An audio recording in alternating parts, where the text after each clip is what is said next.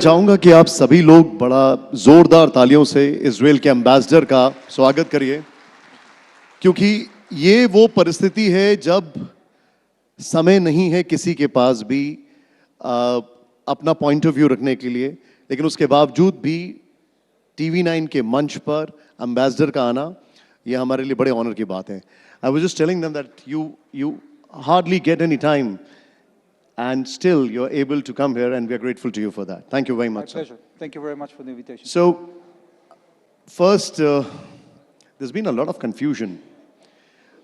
We heard something very positive from President Trump yesterday, and then there's a change of stance, or then there's a different statement from Prime Minister Netanyahu today. I'd like to quote a few lines. President Trump said that over the last 2 days, very good and productive conversation regarding a complete and total resolution of our hostilities in Middle East. And then we see Prime Minister Netanyahu saying, I spoke with my friend President Trump, and they're going to go ahead in achieving their objectives. So we are in a dilemma. What exactly is happening?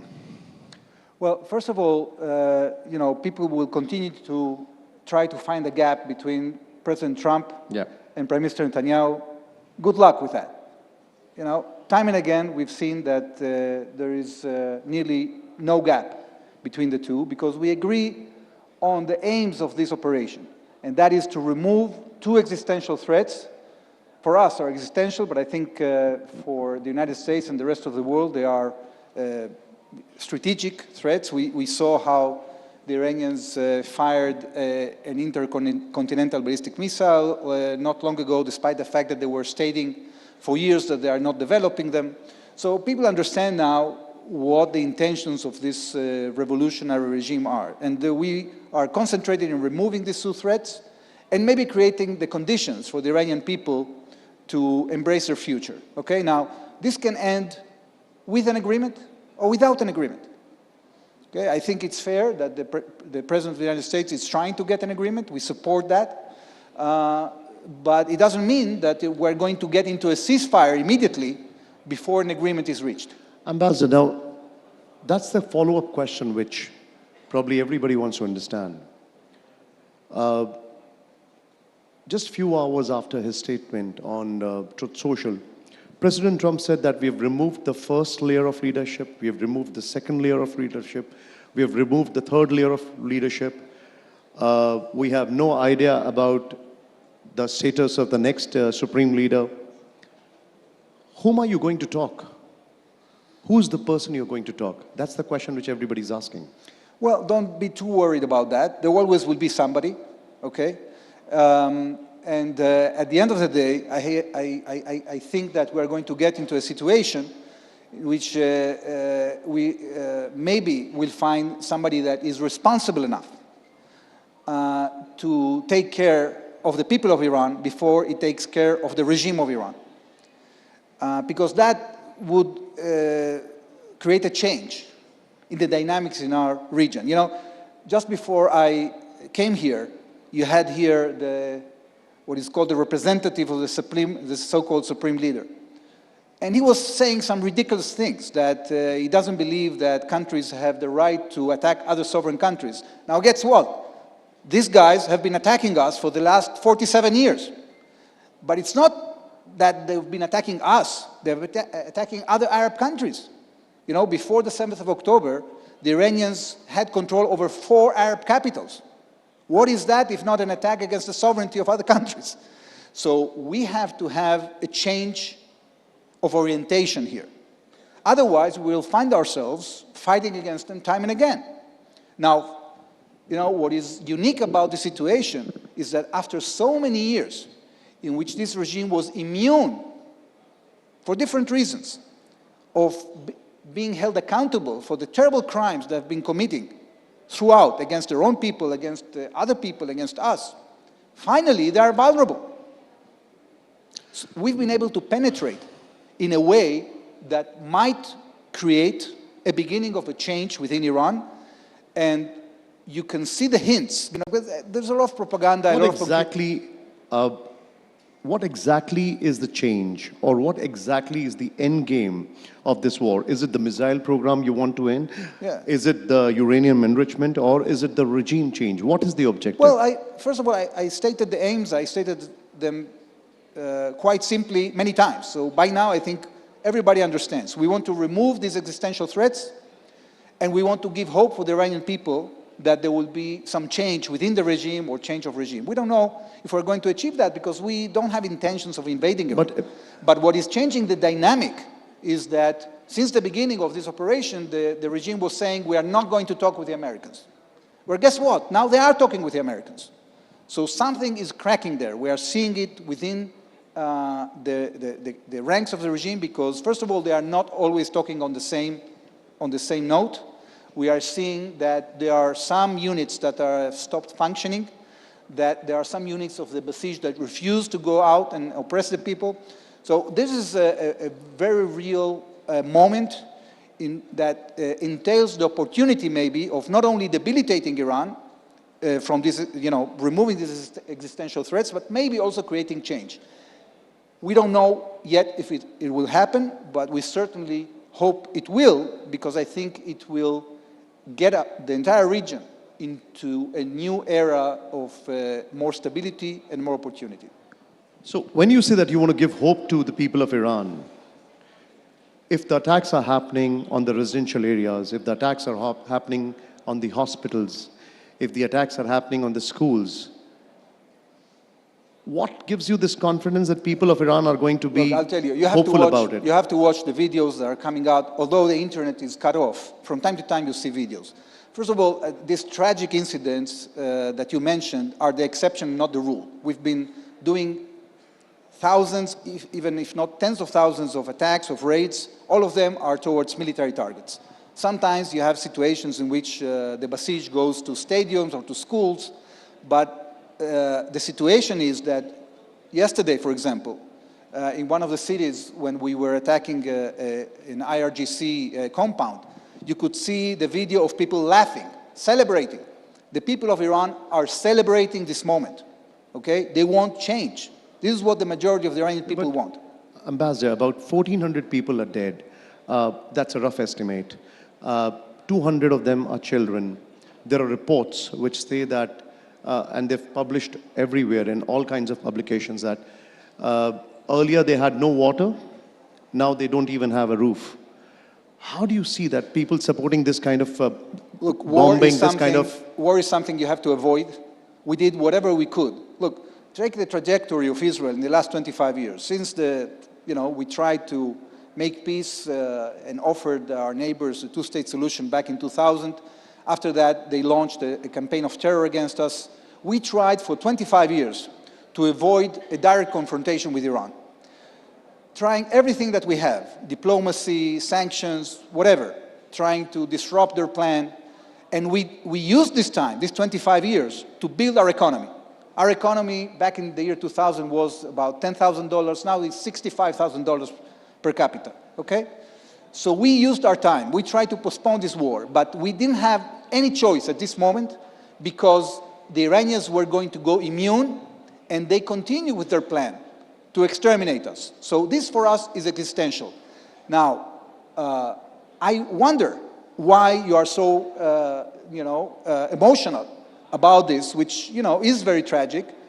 And you weren't that emotional a few weeks back when the Iranian regime was killing tens of thousands of their own people. I was equally emotional when Arad was attacked. I was equally emotional. When? When Arad was attacked day before yesterday. No, I'm talking about 2 months ago when the regime killed tens of thousands of protesters in the streets. I don't remember people were becoming so emotional. So this regime has been killing people for the last 47 years all around the Middle East and especially inside Iran.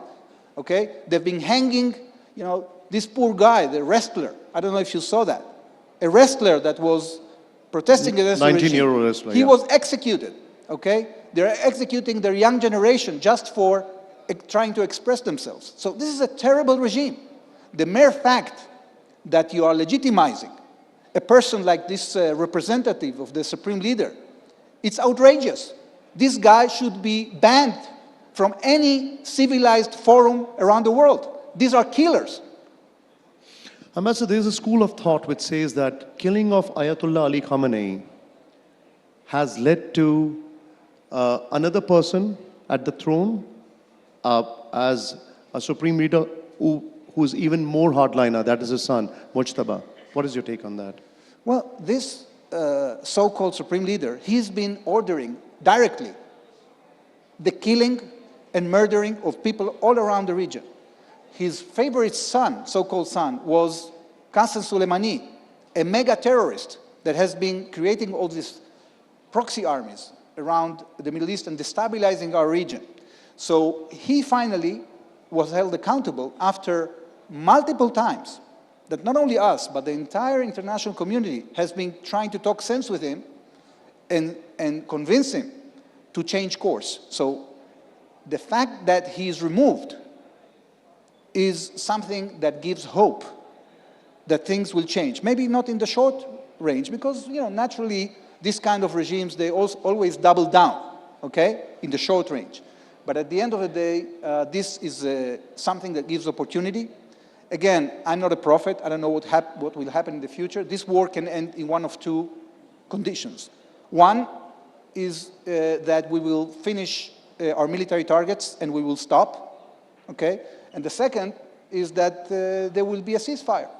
I think that this regime has an interest to reach to a ceasefire, because if they don't, they are going to be subject to continued attacks because they are exposed.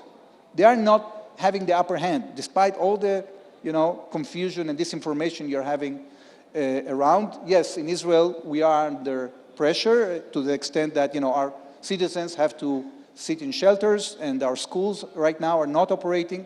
We also had 20 people dead and hundreds of wounded. But I think that the people of Israel have the resolve, because they understand that this is something that we did because we didn't have any choice. And there is a hope that after 2.5 years of a war effort, has been the longest war in the history of Israel, finally we have the proxies of Iran debilitated substantially, and we have Iran on the defensive. I think that also countries in the region, other countries that have been suffering from Iran's aggression, they also want to see us and the Americans go through and finish the job. And I'm hopeful that we are nearing that point very soon. Ambassador, without diverging too much into the operational details, and I respect that, is Israel going to go after Mujtaba Khamenei as well? Well, we already said that nobody is immune in Iran, in this regime. So I think that time is not working in their favor. Okay. My second last question to you is, we see maybe a temporary, but a very substantial economic crisis because of the Strait of Hormuz. Is America and Israel thinking about it? Do you have the support of other countries on it? What is your strategy on it? Well, first of all, the international community has been very clear in condemning this counterattack of the Iranians that has attacked with no reason whatsoever civilian targets in the Gulf, and they are trying to extort the world through the strangling of the Hormuz Straits. That's not legitimate. I think that finally European and other countries are coming through in a consensus to adopt another UN Security Council resolution that will actually adopt a Chapter 7 clause that will give not only the Americans but others the right to forcefully open the straits. You're right that this has created a spike in prices, and some people are suffering from uncertainty when it comes to their immediate needs. But first of all, I think that India is managing it very well when it comes to supplies.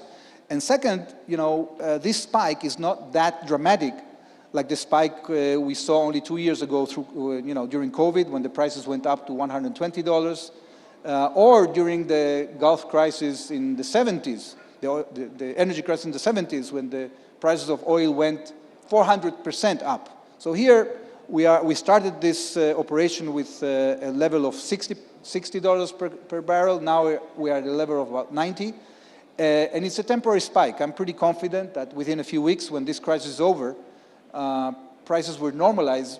Also because I think when you look at the markets, the production capacity of the United States, of countries like Saudi Arabia, Venezuela, and Russia, and many more, are such that they can easily fill the gap within a few days or weeks. And there is a perception that it seems that America is taking few steps backwards.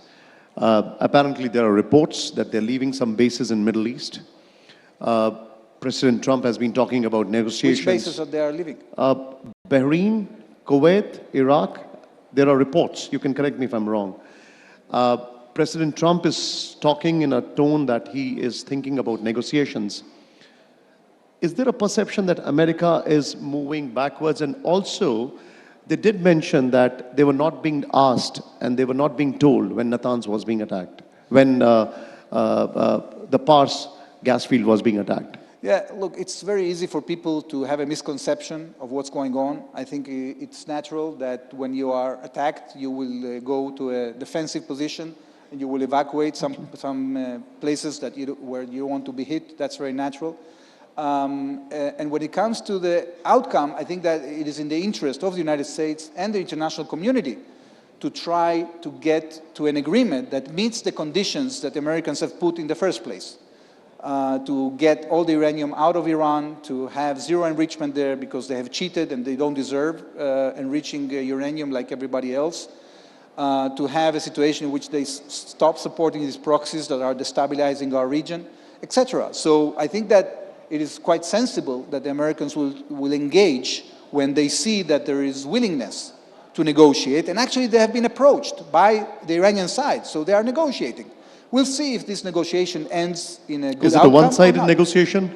Is Israel a part of it, or they're just doing it by themselves, America?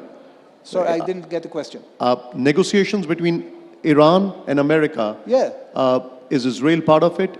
Is Israel being consulted about from it? Look, we are, as I told you, in sync with the United States. We are being updated on a daily basis on what's going on.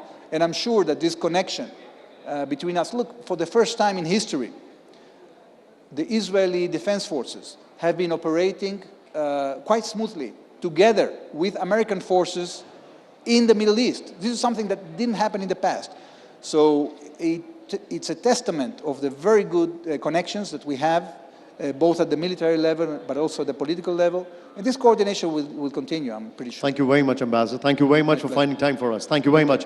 A big round of applause. Zordar taaliyon se Ambassador साहब का. Thank you very much.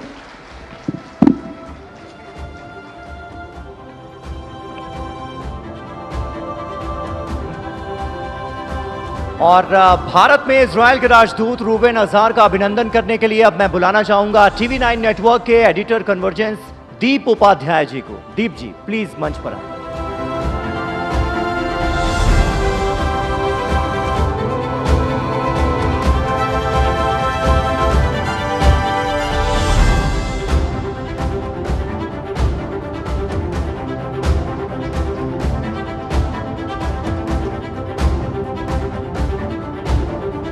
Thank you so much, sir.